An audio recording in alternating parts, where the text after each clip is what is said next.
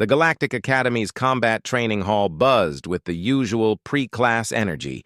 Species from across 17 star systems prepared for their daily hand-to-hand combat session, their varied physiologies creating a bizarre tapestry of scales, fur, chitin, and skin. Among them stood Orla, one of only 3 humans enrolled in the prestigious institution. She adjusted her training gloves, her auburn hair pulled back into a practical bun. Around her, the other cadets whispered. Humans were still a novelty here, a newly contacted species whose biology seemed simultaneously fragile and confusing to the established galactic community. "Attention!" Commander Zelthor's voice resonated through the hall, his 4 vocal cords creating a harmonic that made the walls vibrate. The Valkyrian instructor stood nearly 9 feet tall, his crystalline exoskeleton refracting the overhead lights into rainbow patterns. "Today, we practice defensive counters. Pair up with someone outside your species group." Orla felt the familiar weight of dozens of eyes avoiding her. Most aliens preferred not to train with humans. Too unpredictable, they said. Too prone to inappropriate aggression responses. She'd heard it all before. "I'll take the human." The voice came from behind her, dripping with condescension. Orla turned to face Adam, a fellow human cadet. He was taller than her by half a foot, with the kind of swagger that came from winning too many matches against alien opponents who underestimated human capabilities. His smirk told her everything she needed to know. He thought this would be easy. "Adam," she acknowledged with a curt nod. They moved to an open training mat, the smart surface already adjusting its density to accommodate human physiology.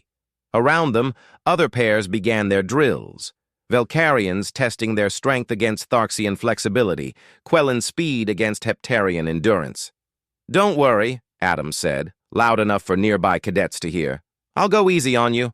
Wouldn't want to damage our species' reputation by making one of our own look bad." Orla's jaw tightened, but she said nothing. She'd learned early that words meant little in the combat hall. Results were all that mattered. Commander Zelthor demonstrated the drill, a simple push defense, where one partner would attempt to unbalance the other, and the defender would redirect the force. Basic stuff, or so it seemed. "Humans, you may begin," Zelthor announced, his multifaceted eyes gleaming with what Orla had learned to recognize as curiosity. The commander always paid special attention when humans sparred against each other, something about studying intra-species combat dynamics. Adam stepped forward, his stance casual. Too casual. "Ready to learn from someone who actually knows what they're—" He pushed. It was a standard training push, targeting her shoulder with enough force to test balance. What Adam didn't know was that Orla had spent her teenage years in Earth's underground combat circuits before the Academy recruiters found her. What he didn't know was that she'd grown up with 3 older brothers who'd used her as their personal training dummy until she learned to fight back.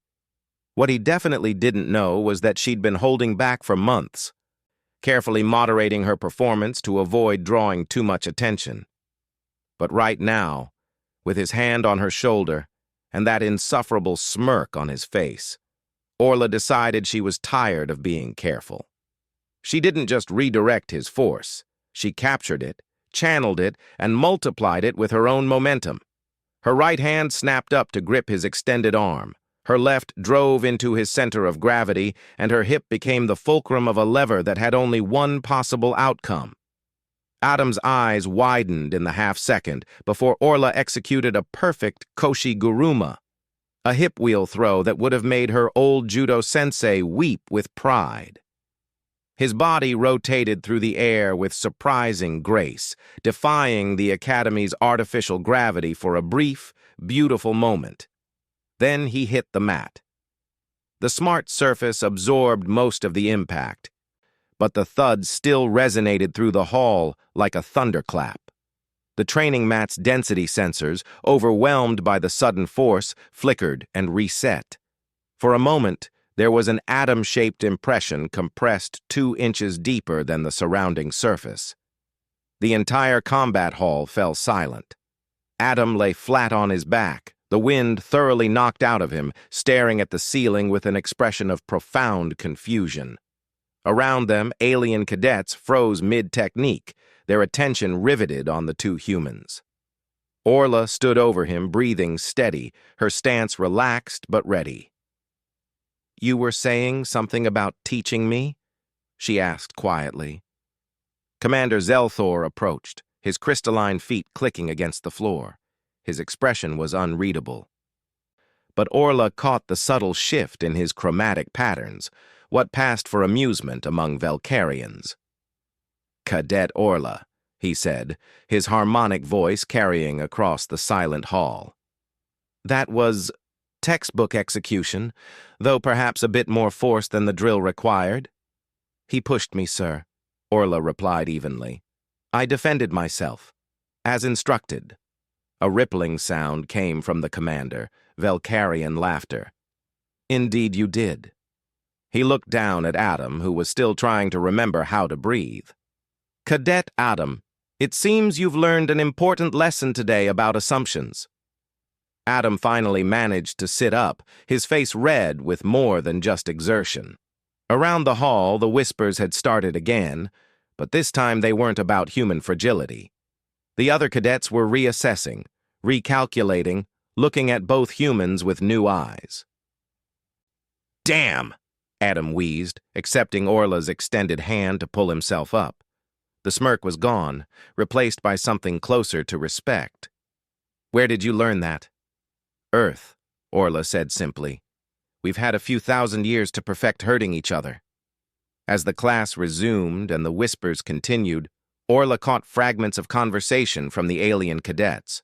They were talking about human death world origins, about species that evolved fighting their own kind, about the dangerous efficiency of creatures who'd turned combat into an art form before they'd even reached the stars. Orla smiled to herself. Let them talk. Let them wonder. Humanity was still new to the galactic stage, still proving itself, but they were learning, one slammed cadet at a time, that humans didn't just survive on a death world. They thrived on it. And they brought that thriving with them wherever they went. End.